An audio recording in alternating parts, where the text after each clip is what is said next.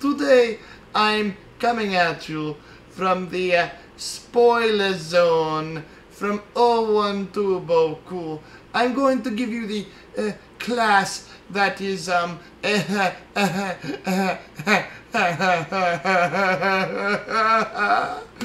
class of Bernadette Peters, who stands up to the not so superior Clint Eastwood as an actor. Well, I'm going to give you the sophistication of Bernadette Peters acting so superior, so great in the movie called Pink Cadillac. Probably the best thing of this movie is Bernadette Peters' superior acting.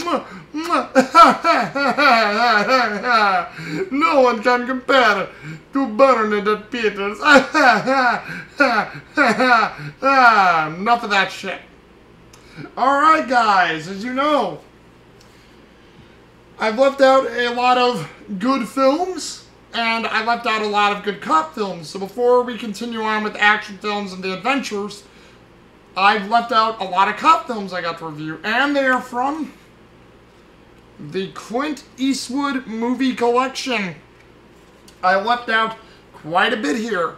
I can't believe that. I feel ashamed. And I'm starting with the one cop film, probably on the lowest on the totem pole, because basically it is about not really a cop, but a bounty hunter chasing around people, and it's called Pink Cadillac. It's not really involving Clint Eastwood with the Pink Cadillac. It's not like the Pink Cadillac isn't Clint Eastwood's. My God, that is bright back there. Holy crap.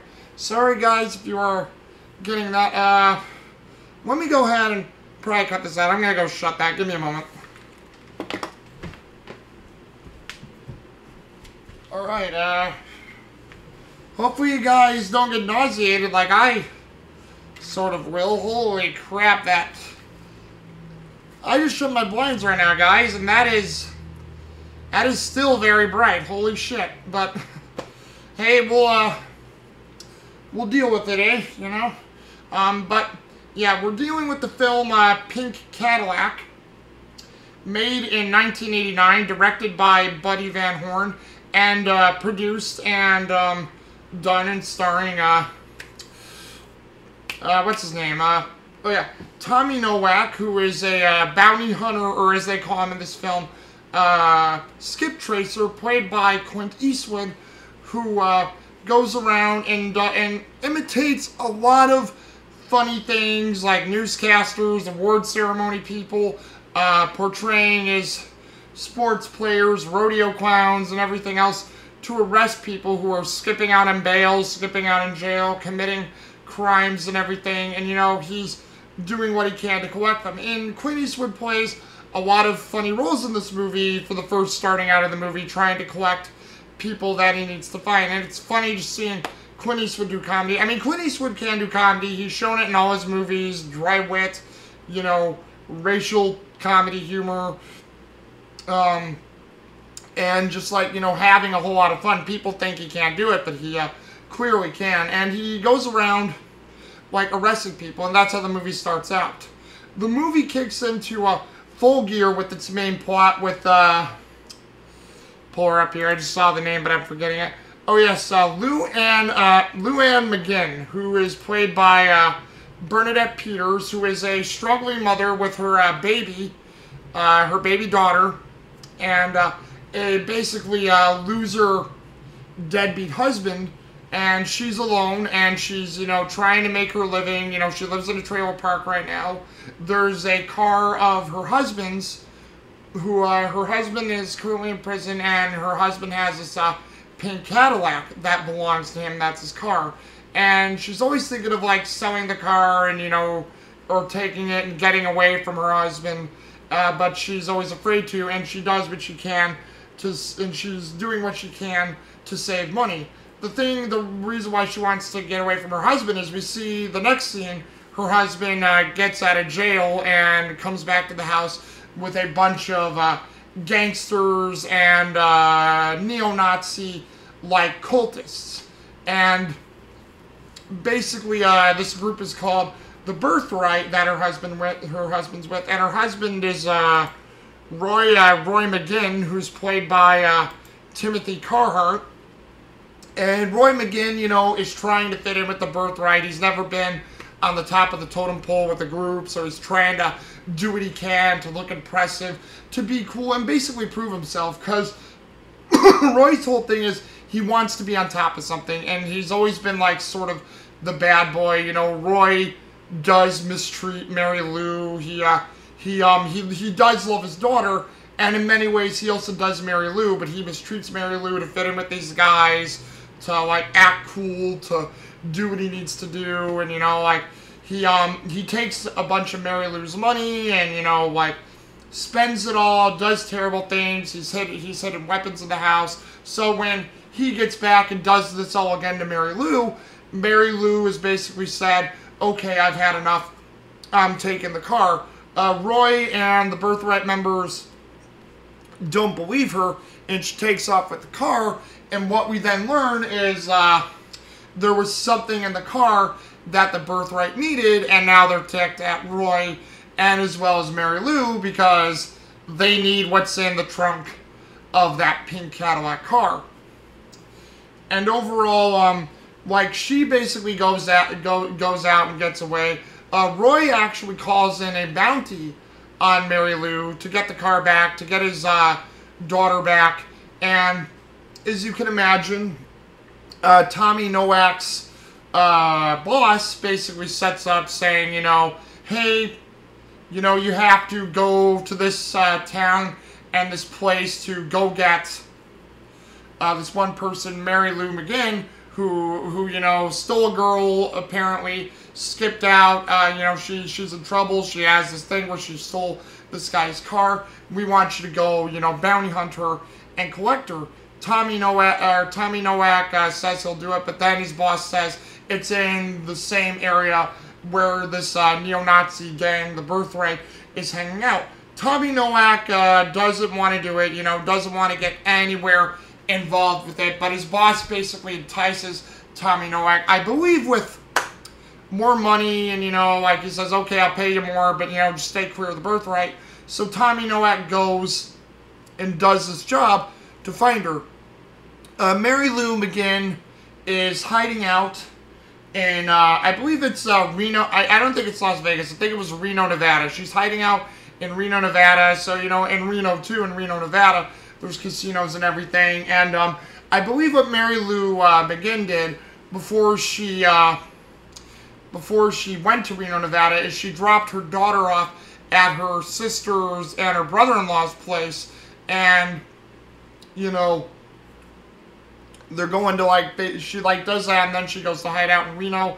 You have a part where Tommy Nowak gets to Reno, he finds her, he gets her, he arrests her, and then Bernadette, and then, you know, Mary Lou McGinn, with Bernadette Peters acting, plays this just over-the-top, annoying sort of character. Like, you feel for her for what she does with this movie, but Mary Lou, or Bernadette Peters' acting is just so atrocious in this movie. I mean, it's not believable. She doesn't even seem like she's trying. She talks like this and has that and doesn't get above certain decibels.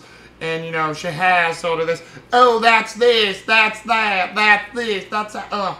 Nails on a chalkboard, which is why you have the intro to this video that I had. But, you know, like, so she's doing that to him, and she can't get him to return. You know, she says she needs to go back to her baby. You know, Tommy Nowak doesn't want to hear none of it, but eventually she keeps us up. Tommy agrees, and what happens is Tommy has to pull her into doing a few more skip tracing jobs in Reno, Nevada, or bounty hunting jobs in Reno, Nevada, and, you know, they work together, and, you know, she's still doing the weird-ass teasing that I don't like, and it's bizarre, and, you know, so they do a few jobs, and, you know, but over time, Tommy Nowak and Mary Lou McGinn develop this relationship with each other, and they're starting to like each other and have this romance slash bonding friendship as well. Over time, though, while they're coming back from Reno, Nevada, you have Roy McGinn show up at Mary Lou's sister's and brother-in-law's place, and you have, I think, let's see. It's not right. Yeah, I think it's, or no. Yeah, it's, I think it's, Jimmy F, or no, Bill Moseley. It's, Roy McGinn, and, he comes with a partner, Bill Moseley, played by Daryl, who's one of the, regular Birthright members, and,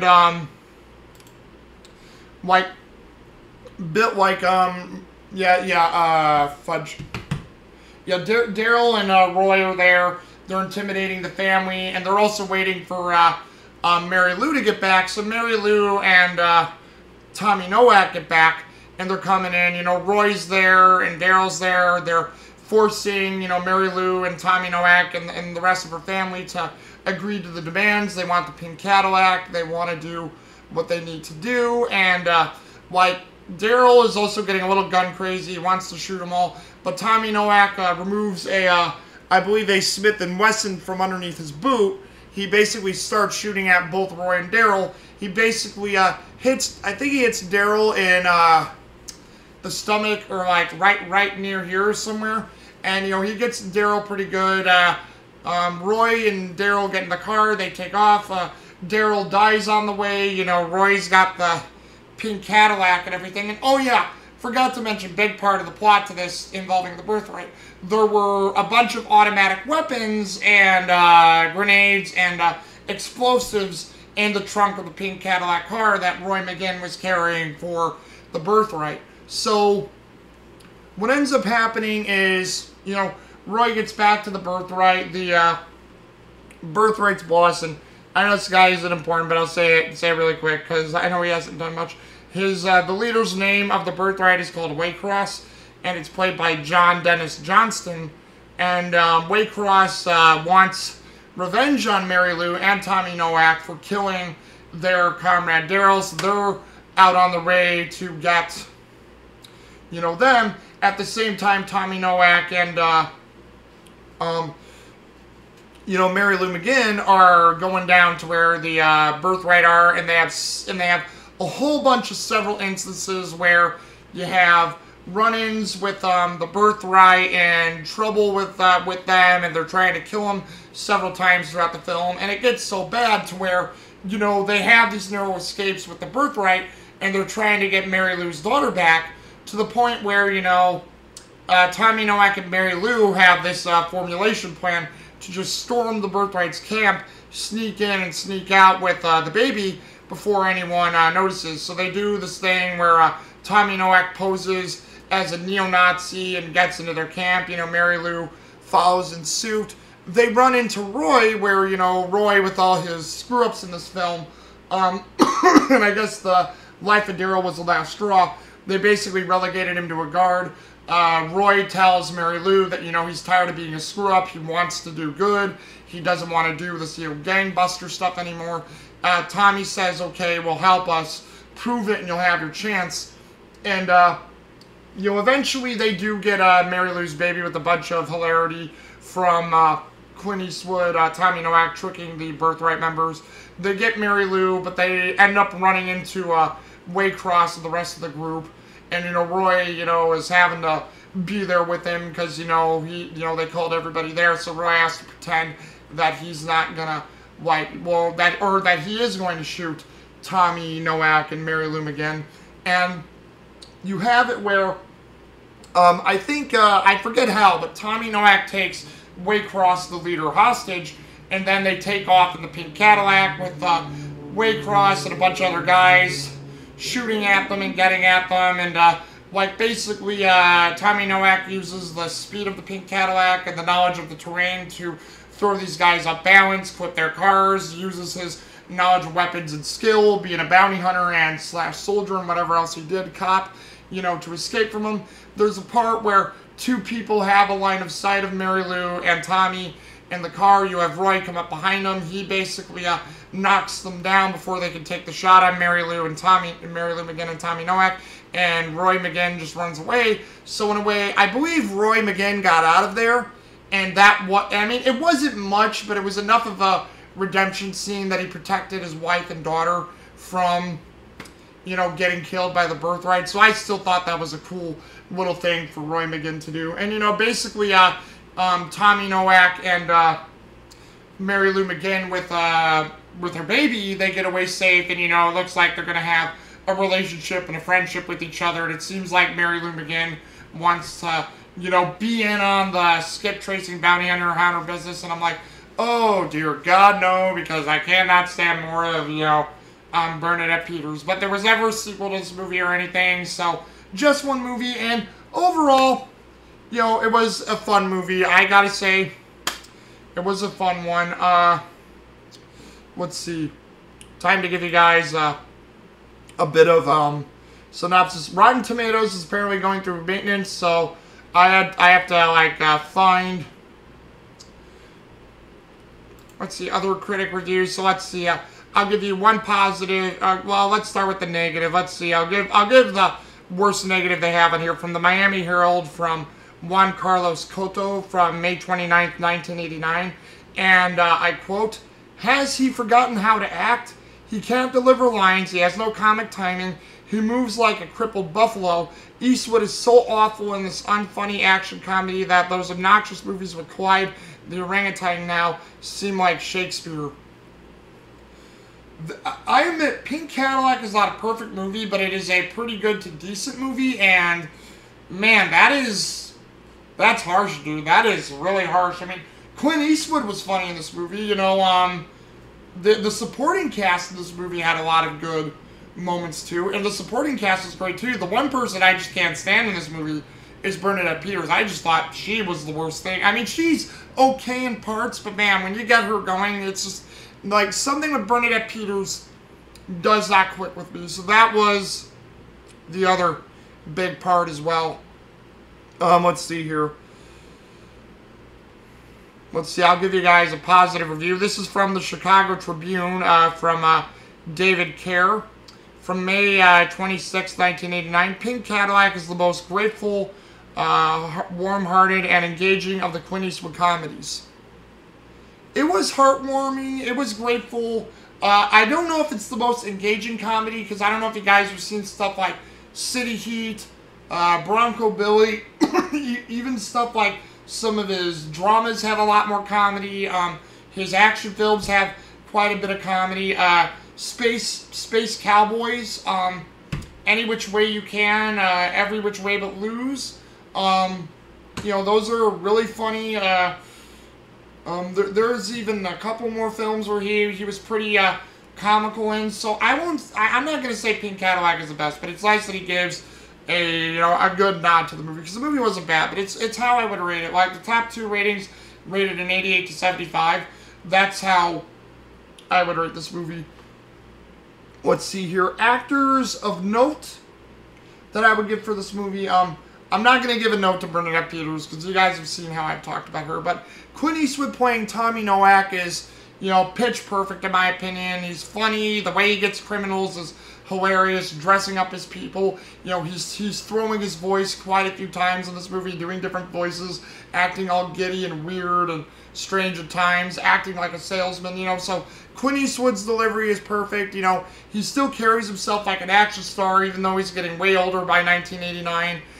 And, you know, all that, but he still carries himself well. Like the one guy, Juan Carlos Cotto, who says he moves like a wounded, crippled buffalo. I'm like, really, dude? I didn't get that at all. I think even for his age, even for his age now, you know, Clint Eastwood has taken really good care of himself. I mean, the guy's in his 90s. Not a lot of people can make it to their 90s, so that's something. So, you know, I mean, Clint Eastwood's always taking good care of himself, so I believe it. Timothy Carhart is Roy, is, you know, really good too, because Timothy Carhart, you know, he plays this guy where you see half of him being this gangster, half of him not being it and wanting to do it, like getting nervous about messing up the birthright, getting nervous even around his wife, and, you know, wanting to be with his daughter, wanting to be a father, but not knowing how to pursue it. You know, Timothy Carhart plays that really well, and I actually like that a lot too. Like he gave that off really well in this movie. So a great role from Timothy Carhart. There are a couple other people to note, like William Hickey is in this movie. Jim Carrey has a cameo role. James Cromwell has a cameo role. You have, I think there's a few other people to note that are from here, like the butler, mailmaid from Twin Peaks is in here. You have a couple other people who are well known in this movie too. And you know, it's really cool to see like a lot of decent cameos. Oh, Jeffrey Lewis plays a card shark who tries to give Mary Lou McGinn a fake identity as Mary Lou LaCroix. LaCroix, before the Birthright and Roy come to his shack and destroy his place and burn it down. And, you know, that was a great, funny little role for Jeffrey Lewis. Jeffrey Lewis and Clint Eastwood were pretty good friends, which is why during the 70s and 80s, Jeffrey Lewis and him did quite a few movies together. So they were good friends as well. And, you know, so yeah, you had a lot of good cameos.